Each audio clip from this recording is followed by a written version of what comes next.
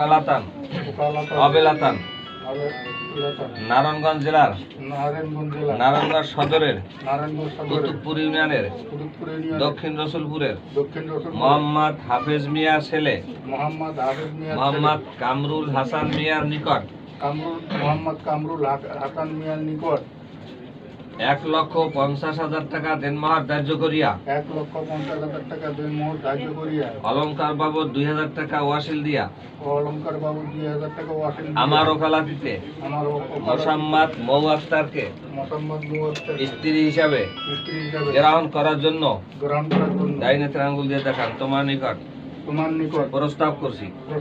জামাই বলেন বিসমিল্লাহির রহমানির রহিম।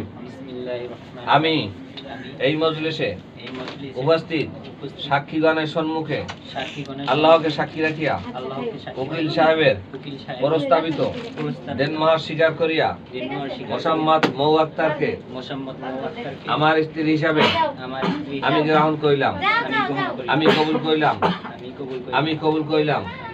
আমি কবুল করিলাম। আল্লাহুম্মা আমিন। জামাই আপনাকে বলি, বাংলাদেশ সরকার বাহাদুরের পারিবারিক আদালতের আইন আজ থেকে আপনার উপর অর্পিত হলো।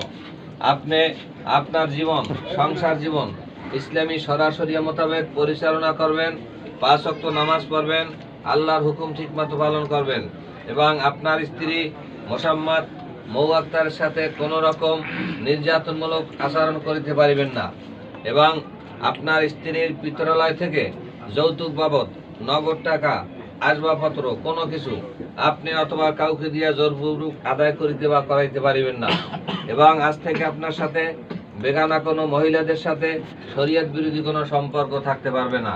আমরা আপনাদের উভয় জীবন মঙ্গল কামনা করি।